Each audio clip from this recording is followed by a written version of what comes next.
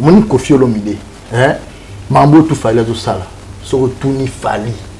Nous avons le bango ouvertement boy, hein. On c'est Kofi qui m'a appris. Donc fali il a ça merci Kofi Olomide. Je pèse même mes mots. Je dis fali pour pas. Azam merci Kofi Olomide. Qu'on négocie contrat. Qu'on tient rigueur dans le contrat. C'est Kofi. Président n'a c'est nos histoire. Vous posez des questions. C'est lui qui a appelé Kofi après dislocation Wenge. Ce n'est pas Kofi qui l'a appelé. Sankara Wangani Nyonso. Comme héritier le dit que oui raza formateur na héritier Watanabe. Ayemba ka nzembo na confession intime. Ayemba ba parti na wana Nyonso. Puis asilisi ba betele maboko. Wana ndimie. Au moins que ça la catastrophe. C'est le porte-parole du groupe Maison Mère. L'un des bras droits de l'État qui dit que ok c'est ça au Koufa. Moi, la leçon en bas quartier la thèse au Koufa. C'est le Koufa Sili succès. Comme nous le la détail binote. Aïe ma vie taïmana. Faire le roi longwat. Aïe ma vie taïmana. Et tiens ben des choses comme ça. Bah mettez les gamins. Bon attends tout le monde mettez les gamins. Si les formateurs, bah nous bah les a formé donc bah ça va succès le roi héritier. Où tu le aider maman na. Dis mon nia ça là. Au final 66 ans. Moi il y a âge où Razali. Hein? Tout le babé. Moi il y a âge où Razali. Abakata akanga mukikombo asoromba tuku asoromba la ile ko fazo frapper akenda rapoto te bango akenda bazonga ka basala yeka na kina catch mutudu aleke na âge de 66 ans 64 alidor et rumba tata mobimba et vous comprenez donc ça dit que Kofi Olomide continue de bosser et le lot légende le lot gars fabuleux mon bongo aïe, il y a des exercices. Vous n'avez pas ça la fitting na batu. Nous n'avons pas ça ici car on est. Bati on flatter, on va bomber la flatterie, on a formateur. Non. Papa ne m'a pas agi légende. Oui. Madilou. Oui. Pépé Calé. Ouais, légende. Nyokalongo. Nyokalongo, bon je sais pas encore. Mais papa m'a agi légende. Parce qu'il y a vécu à l'époque Belé à Trona. Oui, Ranson. Il y a Zagogola Kaka. Oui, Ranson. Tu as la légende. Jibem Piana. Tu as la légende. Je pense que beaucoup de l'émission na bino mais la quatrième émission parce que dans la sangomoro ya kitoko ya repé sa bino bandeko de talanga à travers le monde et za la bandeko baza na Kinshasa et za la bandeko baza na ba province et za la bandeko baza na mikili ya poto Asie, Afrique, Amérique partout Europe aux se retrouver biso c'est l'autre yebi importance ya mabele au cours des années, nous souligné, mais ce que vous avez mabele te avenir na eza boulot. Voilà la voix du peuple turi no sanga kitoko awa nazawa pinazali bongo na Kinkole Plaza na quartier Canada. Kinkole Plaza ezali à 10 minutes après l'aéroport.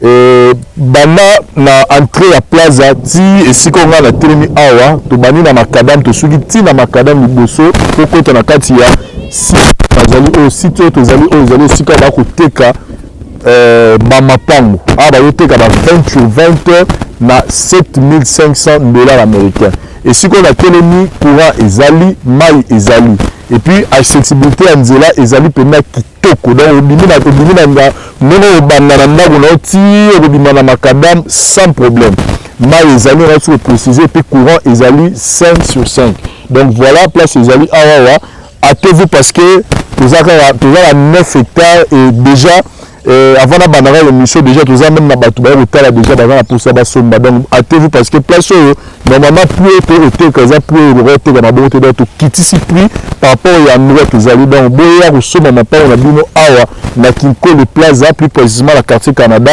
na $7,500 américains aux a dans le plan pour tout contact de bien dans le numéro na ngai numéro 25 pour besoin ngai directement pour na ko sunabino besoin ma part on a bino awa na kati ya Kinkole Plaza na quartier Canada donc bon contacter ngai sans problème donc mikana makambutu eza déjà makambutu eza pena bien assis pour que yende go talanga ozwa le plan on a yo awa na kati ya Kinkole Plaza merci. La voix du peuple, oh la voix du peuple, oh c'est bien oh. Vincent Chilouizi, étoile de la presse. La voix du peuple, toujours longueur d'avance. Des informations partout dans le monde. Toujours actualité, Bonne année, chers amis téléspectateurs, vous qui nous suivez à travers le monde, la chaîne Abino La Voix du Peuple. Nous vous souhaitons bienvenue dans l'émission Abino, les News des Stars, où nous recevons pour vous le général Bediago, Amiou, Merveille Rambo, na compte et à quartier latin, où nous allons essayer un peu de parler de tout ce qui concerne l'actualité dans Bango. Nous tous nous savons que Baouti Malawi et Sika pour prester quelques productions, Baouti Ozonga. Et là, on nous annonce déjà que le 17 janvier, aux Alabons, on a un niveau, il y a Hôtel Fleuve Congo et Sika pour livrer spectacle Yakitoko. Donc là, nous invitons tous les kofifils et les kofiettes, tout balingara Koukou, Morengo, Fouta Diallo, Bambino, en tout cas, Choc, Babou, rendez-vous les informations, voilà pour Nabino Bogina au CP là, surtout que est tombé jour il y a férié, autour célébrer Kobungisa Lumumba, ou Azali Bongo héros national, Azali Bongo plutôt héros national, Nabou, on a vu sans plus tarder, toujours Yamba Bongo, Merveille Amiou, le général Bediago. Ouais, Vincent Choulizi. Bonsoir. Bonsoir. Il faut signaler c'est pour une première fois. Na bonne la raie, na epsage mais merveille tout ça l'émission chez on a parlé. Oh non, faut zela mais abinisa na tout mais lelo chers amis téléspectateurs na bengi ga na episode na zo talo na ndako. Il y a du gars qui na rendre visite nous avons moni ba caméra bimi. Olimbisanga mais il fallait vraiment tout l'accepter et sika yovan na raison important. Ouais, merci beaucoup. Donc, on est Rwanda, il faut la champagne. Après, sinon, nous internautes, nous sommes beaux, à la bisso, par-ci, par-là, dans le monde entier. Donc, après, si nous avons Quadraco Raman, Mbote Belé, Ninga Otsoloba. Donc, les 11h, et plutôt les 17h, bisso tout un hôtel du fleuve. Donc, ils ont vraiment concert mode de retrouvailles après, le premier concert à 2022. Donc, on a first class. Baramon hôtel du fleuve donc tout bolingara la bonne musique tout bolingara chacho tout bolingara les grands mopas vraiment boye belé hôtel du fleuve wana pour zalama mina musique qui tout en plus bilingue nangweza boyoka vraiment avant goût ya légende donc Vincent Choulizi. En tout cas je suis très honoré d'avoir maman demeure c'est-à-dire la résidence à Merveille Rambo. Voilà. Merci nous honorer pour en tout cas c'est ma sango la mélange la vie en champagne alcool ko taranzo to ya yango en tout cas bangara le boss Vincent Choulizi en tout cas tout baebi donc Dubaï Kinshasa par-ci par-là la voix du peuple Quadra Koraman donc voilà. En tout cas, merci beaucoup. Voilà. Chers amis téléspectateurs, donc nous allons parler à Merveille Rambo. En tout cas, comme c'est pour une première tour, nous allons parler dans compte il y a émission. Voilà. En tout cas, à votre santé. 2022, déjà, dans mon groupe déjà à l'année na concert il y a Hôtel du Fleuve. Voilà. Ils ont organisé, ils ont raconté en fait. En fait, nous, quand nous avons fait le Midazam Mouto, donc c'est-à-dire que tout ça qui est dans Mboka, absence tellement remarqué ma casse. Là, tous les producteurs, ils ont entraînement bleu, si je ne me trompe pas. Donc, ils ont entreprise, mon label, mon production, et produit grand prêt quadre. Donc voilà. En fait, tout le monde a s'autoproduit ça. On comprend que les gens sont autoproduits. Les Arama sont organisés, et sur demande publique. Voilà. Et on droit d'entrée, on peut se numéro pour réserver. C'est que en fait, droit d'entrée, c'est à $50. 50 $. Bango, c'est $50 et réservation ben numéro 1 aux bango. Donc voilà, les grands mots étant des professionnels, ça là c'est pour les savoir coffee coffeettes au tout bazar. Voilà. Mais on a parlé na yo na sima na yo na moni seule photo na moni tient na ndako na yo eza yo na Koffi Olomide. Ouais. Tolobani. Amour entre papa et moi. Donc voilà, les arts confétés au monde a trophée, na moni ba trophée à Power, na Palais, na moni ba trophée à 100 000 abonnés. 100 000 abonnés. YouTube, voilà. et na na biloko musu na chambre wana na robimisa ngote donc c'est-à-dire ça peut ka ba bon souvenir ya le grand mopao donc c'est-à-dire ça roza iloko na ya pesinga na simbela ye hein donc voilà na roza pe na moni non na valise le grand mopao ndeza la rare toke voyage ah mais valise simba pa na surtout voyager ou ya nga ba plan auto non là on a voyage wana parce que le grand mopao ba tout ba ye bien na ba chambre de valise ya bilamba. Voilà. Donc c'est-à-dire ils ont un amour entre fauteuil signifie un amour entre papa et moi quoi.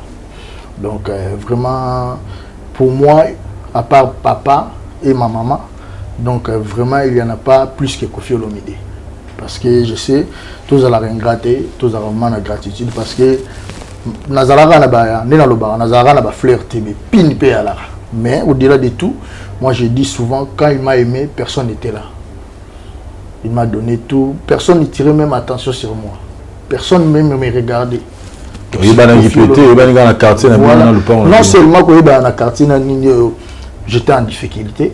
Je viens de finir mes études. Dans une obstention dans la science et technique pétrolière. Dans le cas ça là par-ci par-là. Dans le cas maman dans le cas dans le cas on peut dans le cas dans le cas ça là na ba surestream ba nergel ba cohydro ba basozir na kenda tina braza na eni vous comprenez kenda tina ba orient oil parce ba grand point de tête ba sala na lycée bata na côté ba demande mais ndika moi j'ai faut ba yeba faut ça moto na joite parce que moi je suis un pétrolier je fais le forage et production pétrolière a fait natala na ba mais Koffi c'est l'ami de mon papa c'est mon papa pour voir pas que hier jour na ya pa na ye na monaye et jour après sans affection jour on a zalara boy scotina makolo donc la ta pembe mystique donc avant ça bon on écoute on a déjà bon on a raté qui Olika qui camarade à papa mais comme il y a une difficulté auquel Luka penas officiellement avant ça ayeba ngai comme kala le nazara mwana muke ndenge zalara ayeba ke bébé mwana ya minanga dans mwana ngai quoi voilà donc il a c'est vrai que c'était Kike Wing hein Kike Wing pardon il a fallu du temps est belé pour m'accrocher dans l'ignorance parce que vite en carrière t'as confiance dans chaque jour mon abilon yesika donc là na yena ba facile c'est difficile mais na kendo zoka ba camarade à papa ba avec modoko bote école na kendo tala susu grand prêtre papa na ngai sambalé donc voilà ba on ba idangai et l'air na monier donc voilà expliquer que tout ce qu'il faut bien comprendre que en plus il m'a fallu du temps parce qu'il y a un esprit artistique en fait quand vous avez porté parole il y a une proposition non papa non nous le na télévision vous m'appelez une idée faut être franc mais il y a des commis hein, pour dire mais il m'a encadré formateur encadré tout un chapitre formateur donc c'est m'a encadré donc voilà mais c'est Koffi moi je dis que c'est Koffi qui m'a façonné parce qu'il pouvait refuser mais il m'a appelé une chance opportunité et quand il m'a donné je l'ai saisi mais puis il y a camarade bébé et je suis le seul au témoignage de Batuto avant du temps où il y a Koffi Olomide et je me suis nommé déjà le général Bediago avant donc c'est-à-dire des histoires à général à Kenana patron de Tina Souka et je sais qu'il n'a pas parmi les grands mots parce que à complexe avion tout président donc voilà. En tout cas, il mérite d'être Nanda Kunayo comme Nick Photo. Je sais qu'il y a une sous-seroya. Mais vraiment, Solo a bilan la Bino 2021. En général, production, beaucoup de temps, mais s'il faut résumer, bilan à quartier la terre 2021 pour Rolobani. Ah, vraiment, je remercie tout d'abord les bons dieux. C'est un mouvement très positif parce que biso tout aussi bisa nango le na bianke na kota Koffi Olomide ya na kata braza pa mate et soit disant il y a un mouvement au boy oh lelo ça fait trop mal de ta histoire wana ala ki pe proche ni ngala gata ba tuka la ba ya no so ke ba okanga yo so ke ba okanga biso tout yebi parce parce que oui il y a problème moi en France mais ils en a bateau bah voilà et il s'est décidé à Mamboka. Il se produisait déjà ici à Congo chez Bibi, à Zobeta Bibi, à Zobeta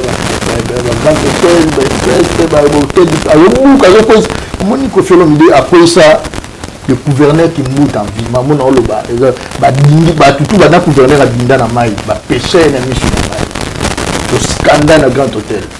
Donc plein à craquer, à Grand Hôtel, donc ici, non les salamadi, tout va dindi na maï. Donc c'est-à-dire, il était très fort, mais Azala qui la chance il y a le banda parce que va posséder le Cameroun au biso toto ebi Azala était mega batbalinga mutem j'étais batala moto la raté posséder le Cameroun au biso toto ebi que l'idée vraiment revirer dans cette idée Azam muto mais leader mon côté Congo ata au babota ma point Milan a revirer dans cette idée parce que petit ba dans cette ba na ba man esprit donc ngafona zala bien ngafona pire leader. Ils ont rappelé déjà la viergeté. Tous les danseuses, presque tout, presque tous les danseuses dans l'orchestre. Au moins, on a déjà son quotidien pour danser déjà à la viergeté. Parce que les leader moi quand on danser dans ma carte parce que le leader t'aime baluka ba danser. Ça va danser nous va se faire parce que ça a un choix. Tu vois, leader il est dans la côté. Donc c'est-à-dire tout le temps déjà le tout temps mais les gens ba chango appui et puis na appui wana et ça là que Bichon a patron, nous tous en handicapé pendant 16 ans. Je dis bien 16 bonnes années, comme on dit. La souffrance, la péripétie. Et comme Dieu, les dieux du miracle, le Dieu d'amour, Dieu des victoires. Allez pour quitter moi, allez pour blanchir, quelle que soit la durée de l'année, le soleil finira par apparaître. Donc c'est-à-dire, à nous, quand il y a 2021, nous avons les restes sont pour la mission. Voilà, on a dit ce bilan, on a une positivité à bilan en Bandiwana. Et deuxièmement, c'est ça que on tira compte d'habitude chaque année, on va porter la présence du président de la République. Les autres exercices, on a des journalistes, parce que dans la bateau, Vincent, tu es mon frère, je te vois aussi à faire des analyses avec Batou. Malgré tout, on a fait un aussi. On a battu le salaire, on a battu le salaire entre bango. Chaque bonne année, Missoka, c'est la tête, il est à la présence du président. Les actes que les événements le président a vendu l'été. Les actes que le président est pour la profit. Puis à matin, à produire ma bini. Il a fait, il continue de faire et il le fera. Le quadre de donc bilan positif. Bilan positif, merveille Rambo, surtout nos lobbies. Pour les cas qui c'est l'équipe, mais on va retenir plus ça pour faire aujourd'hui l'élite. Mais je me souviens que dans le calendrier, dans le PCB, il fallait déjà, tout le monde a déjà tourné au Caraïbes. C'est vrai que mais on dirait tourner à. Masolo a tourné aux États-Unis, voilà, les années. Ah, merci beaucoup. Donc, on appelle ici United of America. Tout aux États-Unis, come from America and Quadra Korama, the best artist musician of Africa et the best country of monde, donc of world comme on dit. Donc Amérique.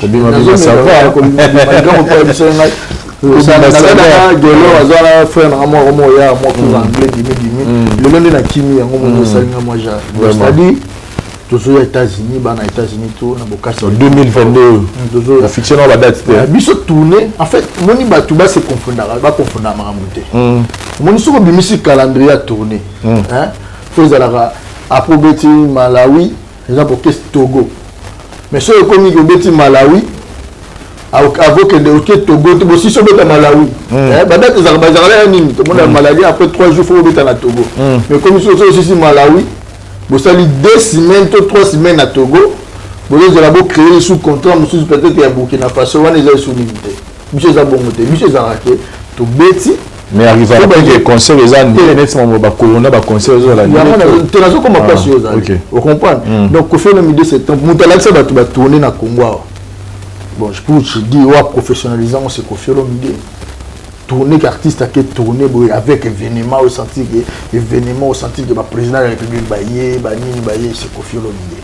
Donc c'est-à-dire que va tourner dans biso ça que nous avons eu un problème de coronavirus. Tu vois, donc la date nous a repoussé. Mais l'essentiel, on a déjà commencé les tournées. Togo. Vous comprenez? Tu vois, Togo, tu vas Mali. Mali, tu vas Dar es Salaam. Dar es Salaam, tu vas Togo. Donc, c'est-à-dire Togo, tu es Malawi. Tu es en Mboga, tu es de Calamité. Ok. Vous comprenez? En fait, avec professionnalisme, vous avez parce que vous avez tourné. Mais biso to ngi solo mo batongi bino pour mon biso to dara tout monde mutera na solo na et so na kutani na yo fona tuno yango pour opesa ba précision bien batongi bino balobi ke à cause ya concurrence ko Folomide azoni ma ba cacher mususu oyo na niveau ne ba yebela ro ni mate mais pour na ra concurrence azoni mara okende azozo ba cacher mo ya mbambo mukie makasi na ba conseil nuit tozo mona zo kende wana ndenge ba ko tonga bino. Bateau batongi biso batongi bien te batonga bateau bazo sala mambo wana bien ba bozo zo ba moni ko Folomide ko ba mona rabu kenda na biso musicien zo cacher ko le ka profit na kongo azate ba ko sabino te na ba flair wallahi bilahi biso beti président ko kanga kofi na loboko batine biso ba char 18 chars de combat zinga hotel na loboko na biso ba confrère na autre pe ya biso ko faire le binde na za bo gestion de l'insécurité mais mi richesse africaine. Les yeux de tous les présidents d'Afrique, ils ont vers moi, ils ont fixé vers moi. Parce que j'étais vu. J'étais vu avec Alpha Condé, j'étais vu avec Nassingwe, j'étais vu avec Théodore Obiangema. Parce que Kofi Olomide a réussi à réunir plus de 4 présidents. Adama Barrow, Yaya Jammeh, Théodore Obiangema, les fils. Maman, famille président, 4 boys, ils ont été là, ils ont été là, Guinée, ils ont été là, le président, mais ils ont eu l'espoir à 4. Soirée magique. Tout ceux qui vont en attaquer. Vous comprenez, les gars ont fait des exploits. Bah, tout le monde sur YouTube. Attends, le Braza Pamba. Nana qui n'a pas la président. Braza Kakawa, président Sassou Nguesso. Déjà, on a la président conseil déjà caché. Le soldat président, ils ont caché. Donc, c'est-à-dire, au moins, ils battent. Parce que pour le plaisir à battre. Si tu mets ta présence à le président Matia Bini, tu vas dire qu'il y a Kofi Olomide. Kofi Olomide a un renard de surface à la tarabité. Nous t'avons dit que comme on est boss Simbi. Musicien moi Congo beta on a tout les musiciens na soki na vie na ane mobimba. Parmi ba caché azwaka bien a tout na soki dakosi. Ba tout na ta porte-parole na ye. Soki caché azwaka bien na ane mobimba simba mongo belé na vie na ye. Hein? Parmi caché Joanna ezali. Ba Togo beta stade arena.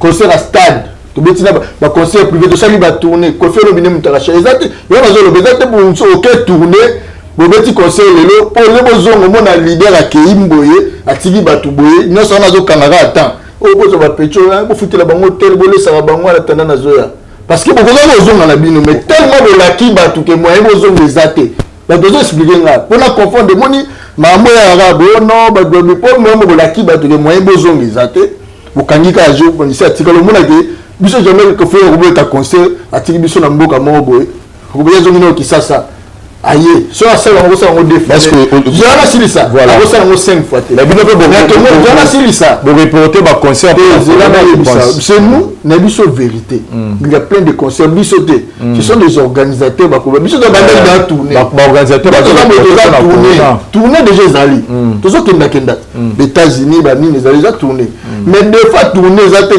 soko la kibat yo moni ma mususu bon le ba on a TVT o mona calendrier mo bi munene so mutazo mona ke tellement la kibat ba do mona calendrier so bazongi kisasa ko sopa bango bakanga magana mboka ana o mona ba mission ba beti ba 3 semaines na mboka mo mais mino beti ka concert moko o beta 3 semaines na mboka mo ndé to 2 semaines même ata une semaine c'est possible ce que mission mona ine no kisasa to mission ke no mboka mo Malawi ta ke no atiki ba mission cascade ba ba yebi pele bazo beta biso ba preuve ya la rat batala no bato ba bengi sa biso Kofi très exigeant boyo tiki mutabe tata mobimba ye succès fou a 66 ans na dit bien 66 ans en 2022 masala succès ko le katana ba 25 ans ba 30 ans ba 20 ans ba 14 ans énergie za na ko le kabango comment comme 66 ans ba to ke lo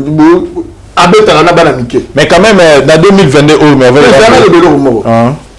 tout cela bien moni ba jeune le loko maka eza ba sala ba moni ba jeune ba beta ba concert wana ba président ba yeba bango ti le ba te ndo mutu mo lo bawo non Kofi il était bercé ba président ba ya pas bercé na musique ba président ba bercé na musique n'était oh bon ba je le boss a succès lelo ba président ba yebi bango ba bi de oki ngani bini ba yoki ba yebi bango mais c'est comme mamba ko ya pourquoi ba ya raté le président a fait la manifestation moi il y a une manifestation wana tout mamba na ye personnel ba ya pour ani parce que comme on a la musique et musique à gamin a convaincre na de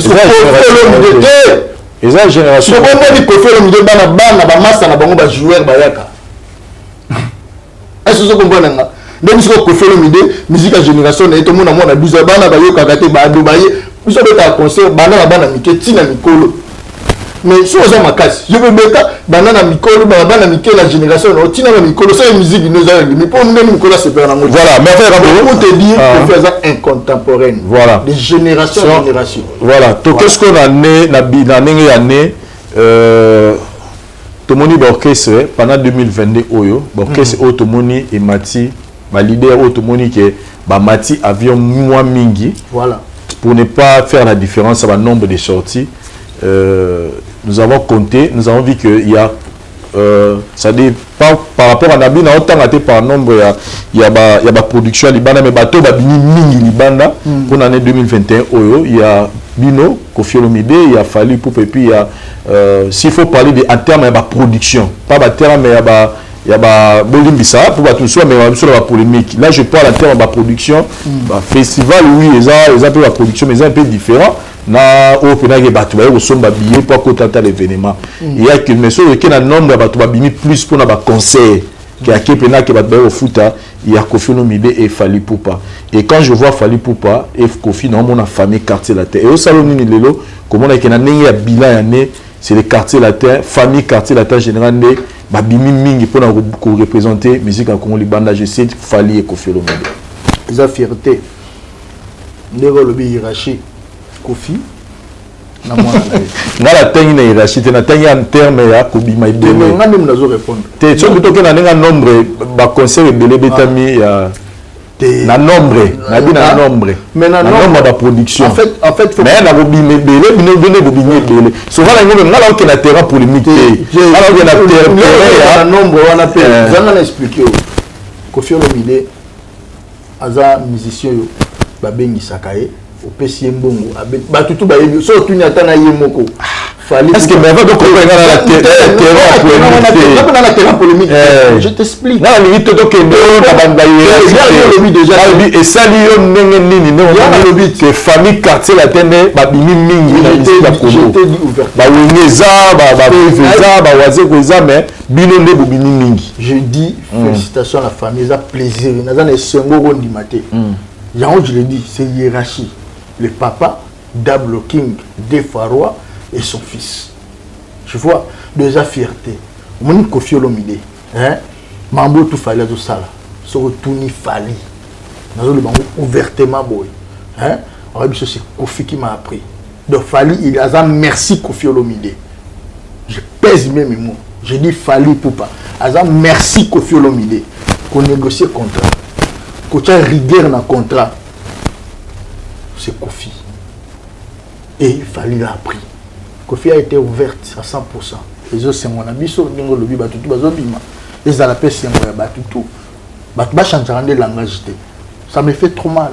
Quand les gens vont changer de langage, ça fait mal. Le lobby, le lobby, le mot déjà, famille quartier latin. Oui. Parce que Kofi Olomide, il trônera. Et il trônera à jamais. Toujours. Trôner aucun détail. Pendant qu'il a vie. Jusqu'au jour que le maître du temps et des circonstances, le Dieu Tout-Puissant, dira que moi, pendant qu'il a le bien côté, Kofi, il est pétri d'énergie. Voilà, tu as un dossier moko il s'appelle Moton Internet. J'avais reçu M. Kofi Olomide, le grand Moupao, dans l'émission. Tout ça, parmi les questions, une émission, on avait fait allusion. Moi, personnellement, j'avais fait allusion à Likambo et à qui grand formateur, Yahweh Ranson. Kofi l'a affirmé que formateur dans la musique à Zalarate, il n'y a que des encadrés. Ouais. Ceux qui formateur, moto, formateur, musicien, X, à ça la plus vocale, il y a musicien, on a pour le moment, il y a moto, à l'excès qui est Koyemba. l'accès à format qui est Goyemba. Et quand on parlait, moi je faisais plus allusion à Weranson parce qu'il y a des PC comme les grands formateurs. Déjà, j'ai laissé 140 comptes en émission, à répliquer qui na procédure wana le biso qui fait le midazo boya qui formateur na musique et bon papa Wemba na kinkese mena o ba format pour les lois à la confirmer ba la qui c'est Yemba. En fait Sankara c'est mon frère mais ces derniers temps ça ba problème est belé ils ont dérangé tina mental parce que ça ba quoi auto mutara mutu moi c'est donc mais c'est mon frère normalement tout côté quand il expose il est dans des problèmes. Il y a un moment où je comprends. Donc, on a répondre facilement. Koffi Olomide, c'est le chanteur, pardon, Koffi Olomide, c'est le chanteur, compositeur, interprète et parolier. Koffi Olomide, c'est le chanteur, compositeur, interprète et parolier. Puis maintenant, Papa Wemba, avant de découvrir, avant la potentialité, vous comprenez? Aïe. Il donnait des chansons à Papa Wemba. Papa Wemba a formé Mouta Peso Banzembo. Est-ce que Mouta a formé Mouta Peso Banzembo? Azo Peso Banzembo pour ça la succès. Tu vas dire Mouta Peso. Petit Nangadeni, surtout que tu as un formateur. Tu as inversé ma cam. Que Mouta Peso, montre que ça la bien, mais parce que Koffi n'est pas un formateur. Koffi n'est pas un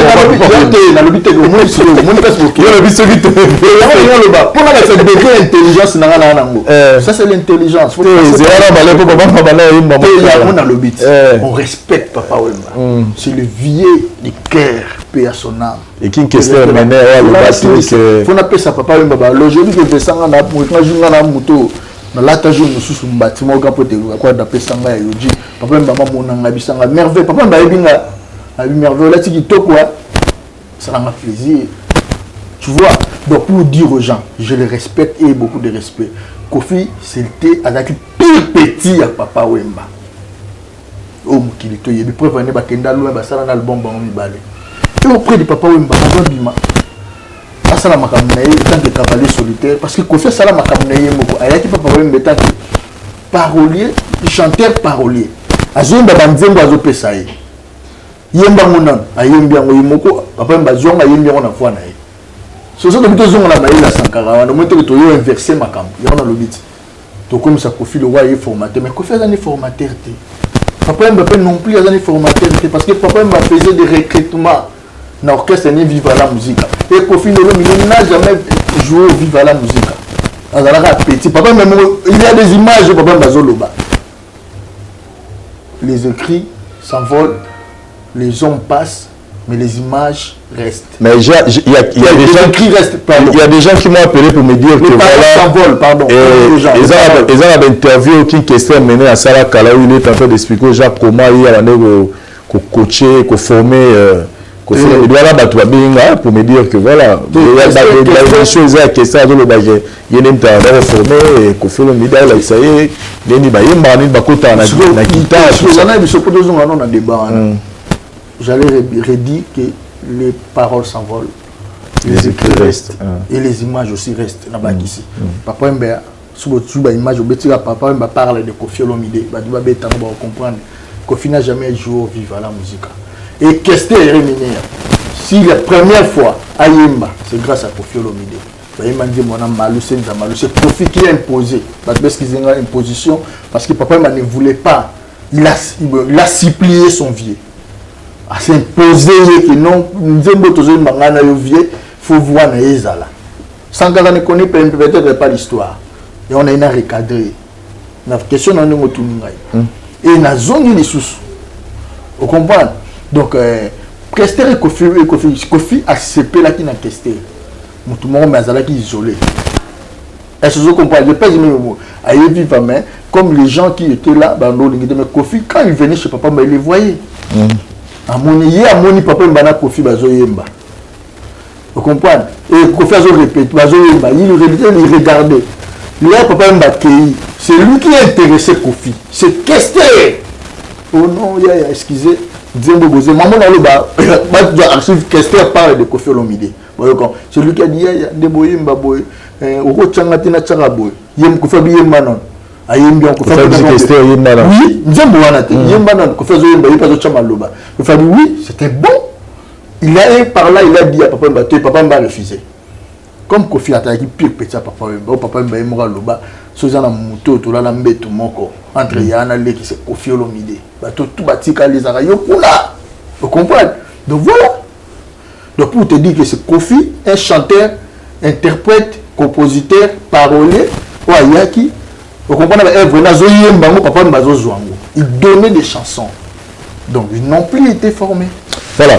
Et de l'autre côté, j'essaie un peu de poser la question à Sankara, pourquoi l'absence d'année, si par exemple il y a un événement à Matanga, il y a maman Nabiso, personne nom Nabiso, maman Mi, Tobi, n'a tout n'est qu'un mais non, le problème il y a à soulever le but que Kofi Olomide a l'ingarandé, a l'ingarandé, babé la JB, ba commence pire sous na Weranson na boyine ba jewana ya kebe ni koto yeso pa na ye bozongi ba pile fait que Wera na inde et puis ça nous se repose donc ko faire Luka qui pire na Weranson c'est faux moni il y a un problème on est ça mambo ezoloba yena président na baza en communauté dans sens que président na c'est nos histoire vous posez des questions.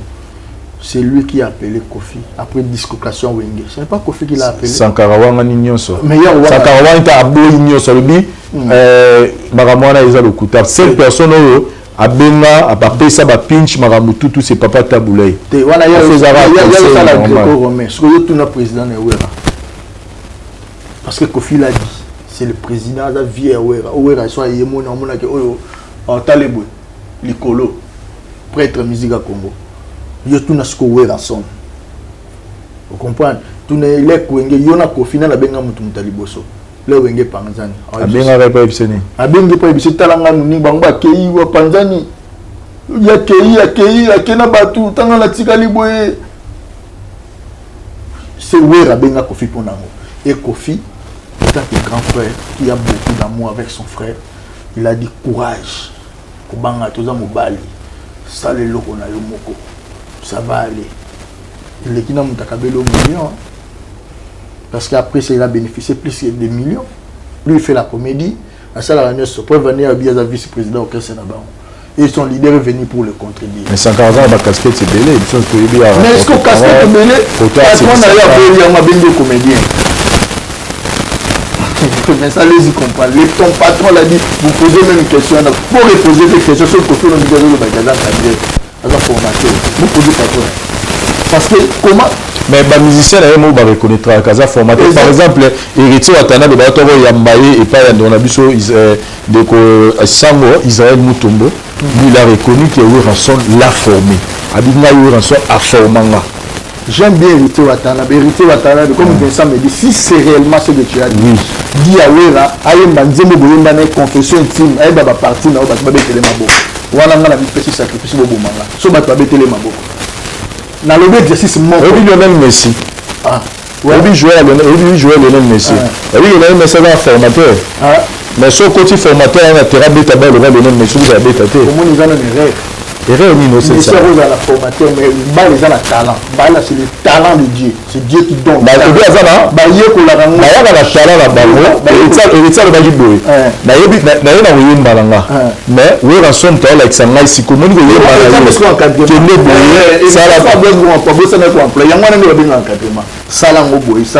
parce que ce babi a reproduit formation à former à ça ça les a passé. Moi je mets trois formations à battre. Donc on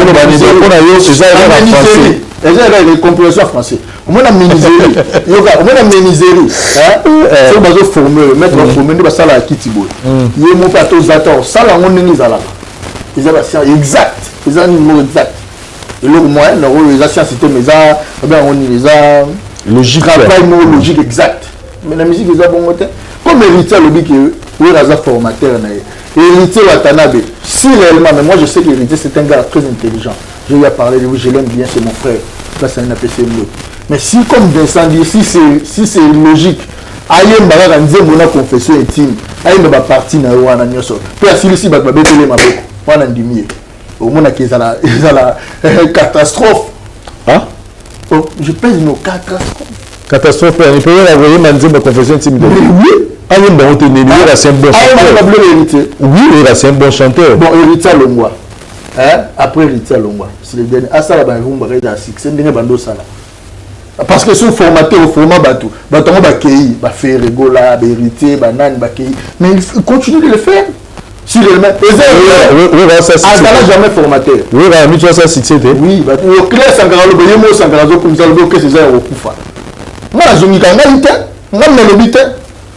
C'est le porte-parole du groupe Maison Mère, l'un des bras droits de l'État qui dit que au clair c'est ça au kufa. Moi la leçon moi ba quartier la trésor au kufa. C'est le Kofi Asili succès. Elle se comprend. Quand il dit ça, en général la logique n'a bon pour te dire que les erreurs bachaka viennent à Bisso. Il y a des wenge. Nazaba wana ko tate. Côté musubana ndenge ngo batambo yango moni lelo, côté musu sota abimisa album te mabeta ba concert na ye. Ba œuvre mise au côté là. Bo rabeta wate. Je te dis franchement, Azab, ala kanyama la. Comparer le nombre de concerts na ba na mutona mususu. Au moins que les gens le loti lobby. Comparer le nombre de concerts na collègue na ye. Tu comprends?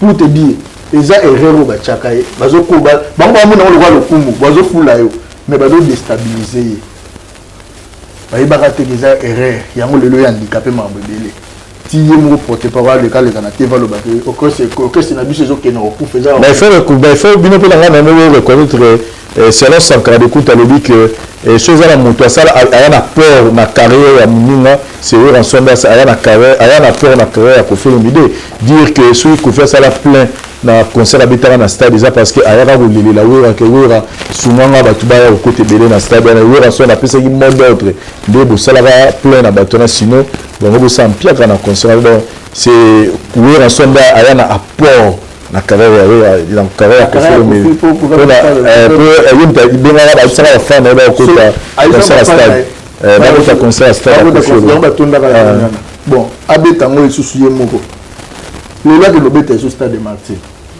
Sur la formateur, sur la vie dans port, ben y a bêta Koffi le là obété et moto, tu obété la président, tu obété stade arena. Tu peux essayer défi. Ah on a le Kigali kaka. Bah défi de belé. Si quand vient on a vendre go. Boutique vendre. Là lingi, moi je réponds pas par rapport à Sankara. Non. Parce qu'il y a déjà dans la contradiction. Azolo boké c'est la bango zo kufa. Azolo basu mo mo a te moto zo za considérer. Moi je réponds par rapport à Koffi Olomide. C'est que Koffi a dit ouvertement exact, il a dit que formateur de musique à Zalara, il doit les encadrer. Comme nous avons la détail d'une autre. Aïe ma vite à Imana. Faire le longuat. Aïe ma vite à Imana. Et tu vas dire que tu vas mettre les gamins. Attends, tu m'as mettre les gamins. Tu as un baouli, que le baouli. Maintenant, le foot est là. Je suis parti dans les mots. Aïe ma partie à la musicien à la format. Avant la crabille qui tombe. Mais oui, on sonne à boire. Mais formateur. Oui, on boire à la générique. Oui, bon, formateur. Oui, on dit au téléphone. Ce sont ces chansons. On parle de formateur parce qu'il a formé des gens, selon vous. Mais moi je dis non, il n'est pas formateur, il est encadré. S'il est formateur, Bano Bayeli a formé, donc ça va fixer le roi d'héritier. Héritier n'a zone Lio. Si réellement, sincèrement, du cœur d'héritier Watanabe, c'est un gars très intelligent. Il sait que Wera n'est pas un formateur. Si peut-être le père lui dit, ils apprennent à garder de bonnes relations avec mon aïe. Mon coup de pouce apprécié, il ne peut pas le salir. Je le dis ouvertement, à la grandeur d'esprit. Je vois en lui, je le connais très bien. Il sait qu'il vient à Bango, Azani peut-être un bosseur, un bosseur bien, habitué de venir. Alors, bien qu'Azan cadre, parce qu'il a cadré des grands chanteurs. Mais pour dire que formation, rien. Pourquoi c'est ça dans mon test? Il y a des gens bien terre, il y a des gens bien terre, on a bien terre. Pourquoi? Sauf que nous avons formaté, comme on a formaté, les locaux, c'est les gens dans la star. À qui n'a formé, à comme ça va être total à Chico. À maintenir, ça va être sous stade de Marty. Moni Koffi, Koffi a mettre musique. Bon, bah, il y a beaucoup de Koffi Olomide, ça a succès. Il y a beaucoup de mobile, il y a beaucoup de morengo. Aïe ma bandé mon akala ba kike wing. Aïe mawa, yana ni na ko faire ça la succès. Pelelo ko faire ça la succès. Bamba zo boiter. Oui, on sonne ba. Oh, mais nazo bisa.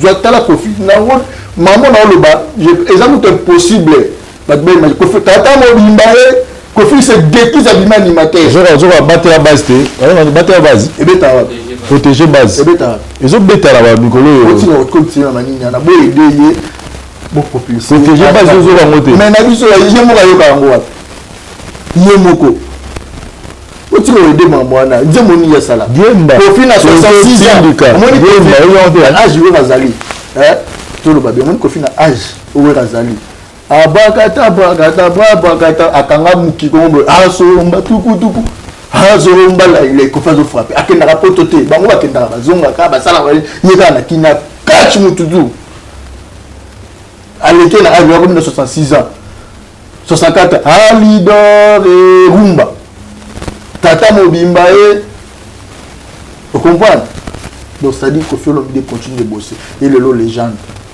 le lot gars fabulous mon bongo aïe et là l'exercice vous n'avez pas ça la featuring na batu na mon aïe pas ça isuka wana yeni batika o flatter yango ba bomé na flatterie wana formateur non ils arrivent flatterie ba salaka ye po ba adoraka ye et lui sans le savoir zo se perdre nango sans côté la barrière na ils ont handicapé parce qu'il y avait des jours tu resteras seul Koffi rester seul académie Kenda Koffi remontada car toujours au top ailleurs sous équipe wana musuba nani bakei Koffi Olomide ti lelo moni Koffi Olomide soit lié moko arrêter ka bato aza kuna posa kutu bakumise tabiso to beta andule ba chanter ba vandi na bona bakiti bande wa Koffi Olomide se pensera ba lié moko chanter moko animateur moni pour te dire Koffi Olomide c'était bosseur et bon encadreur il a les dons de Dieu je dis pas contraire que les autres aussi mais Koffi il a sa grâce particulière.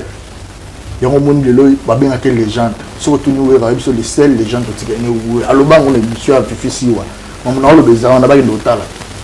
Quand tu vois ça, il y a un numéro 1 patron de musique à Congo. C'est le numéro 1 le meilleur bureau de numéro 1. Est-ce que je me rappelle ça?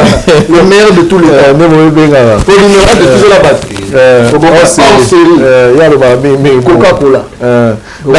Merci beaucoup. Je pense que vous avez le droit à la parole, le droit à temps où vous avez convaincu sur Koffi Olomide qui a une carrière, il faut honorer en haut. Vous avez plein droit, vous avez le droit de réponse. Mais sinon, Legends. Ouais. 2022, tout banni déjà, j'avais ce qu'il y a aussi là. C'est vrai que ça, la label, mais quelque part, après ça, œuvre, Koffi Olomide, on va retourner à album, surtout featuring à Davido, ah, voilà, merci beaucoup. Mon Koffi Olomide, mon actualité, featuring à Davido, c'est l'actualité. Donc, pour dire aux gens que j'ai pari, dans ma connaissance, avant fin mois au février, les gens déjà dans le marché, la première partie rumba. Il y a quelques featuring au bois donc le travail est déjà à la fin et Koffi Olomide il a un producteur produit ça par on va décider qui je vois que moi retard il y a vie surtout tout à qui na actualité moi tout bando zela justice française ça et ça les tomber que tu na ba vacances ba nini moni légende merci na ba fanatique tout bazo zela parce que bientôt là va rejoindre vraiment donc album on a vu ces albums comme je dis toujours dans la prolifération des styles les gars m'ont pas frappé donc les gars m'ont pas car on a tchatchoté mais on a diversité mais ça on a tchatcho pas comprendre ni ça quand on a tchatchoté puis rumba mais na tchatcho ce qu'on a bâti sous bilo to peut ça rendre on peut ça pendant tout ça la tchatcho les lots mona mutu sous le lot tout ba na TV moni ça me fait mal Vincent. Attends la rappel TVA, tout le monde a toujours le canal TVA, ça a succès. Il va être de ma famille. La musique n'a pas de style qui gagne. Et ça, on a la tchatchot. Est-ce que vous comprenez? Monsieur, vous avez un style n'a pas de nini boy. Mais je n'aime pas tchatchot. Au lendemain de l'album, nous sommes dit, Banzembo Belé, nous sommes allés dans Maloba. Tchatchot, Banzembo Koffi Akala. Donc, si on va dans Maloba, on va rythme Koffi Akala. N'a l'élo. Donc voilà, donc pour dire aux gens que Koffi vraiment c'est un légende. Et quand vous parlez de légende, Merveille Rambo, moi pour les moteur au Salama, à niveau internet, on a tout un peu point de vue pour la légende d'Azanan. Pour bien un musicien légende. Phase dans la critère ni. Légende face à la tout d'abord au musicien qui a plus des œuvres na mitema bato ya kitoko ezala na quantité na qualité ezala belé il a beaucoup fait le temps azamuto a survenir na époque belé vous comprenez donc à moni ba artiste belé ba tiki yazo maintenir kaka c'est la maintenance et de belles œuvres. Au moins combien d'années Baro va y émission après combien d'années Baro va y émission ont mérité ba benga les jeunes ça dit nous lobby a persévérer ba moi succès ba tourner ba mbebela zo fonctionner pourquoi les légende vraiment pour na ngai lelo d'autres na Congo faut aux attendre moins aux attendre minimum 20 albums à succès mutu to là na ça 20 albums à succès à tout ça le succès no comme non légende. Ah ouais pour na 20 albums à succès au moins au vivre époque mon époque batu bano ba botami bazoko ma star yo za la kaka ce que par exemple si on est moneti mutugo à taïk par mission peu le réseau ça succès la musique urbaine française azo reconnaître Fally Ipupa comme légende à peigner Fally légende quand na loyenge bon yo lobby il faut 20 albums wana légende na bango a moni légende peut-être là ya bimaki a dotali na TV a monier a bimipe azo ça la succès ya za kaka azo bengi légende. Ah ok. Mais na ndenga Kinshasa ate aza légende. Les légendes faut ça définir partout. Faut pas comme on a défini ça partout aza légende. Parce que on a expliqué il a vu combien d'époques ya bato, ya ba musicien. Après 16 ans de c'est les Madilo azala qui a bando trôné. Non? Est-ce que les Pepe Kala alaki il y a trôna qui n'amboko non mais ce que Kofi Olomide Pepe Kala za Kofi azo trôné. Pepe Kale Luambo aza Kofi azo trôné Luambo makiadi aza Kofi atronaka vous comprenez ti lelo bango baye abotiye yaye ba bisusu baye azo trôné kaka c'est légende ils ont défini bon ouais c'est l'homme merveilleux Rambo donc si il veut venir dénoncer avec le temps en comme légende c'est l'homme merveilleux Rambo c'est selon l'exactitude peut-être pas bien que légende mais quand il doit la benga légende explicité à la contexte OK il est peut-être azali là ça no succès makasi ta bando mona e parce que là il a commencé la succès il est pas azakaka azo benga légende na marque mais ce qu'on a Congo parce que poids lourd azaka légende azaka moko c'est Kofi et Kofi Olomide il a honoré bateau bazali légende avaye ben papa taboulé en vie à rendre un exercice et ça exercice on a Congo ce qu'il faut ba misuba sala ngo bongo mutu wa les gars mo pa obetima kingani chante Kofi Olomide honoré après si on nous continue ça succès so Kofi Olomide ndazate après ba les gens musuba bini papa m'a pas zagi légende oui Madilou oui Pepe Kale ouais légende Nyoka Longo bon je sais pas encore mais papa mbazagi légende parce qu'il a vécu à l'époque belé à trona oui rançon aza gogola kaka oui rançon té aza légende Jibem Piana té aza légende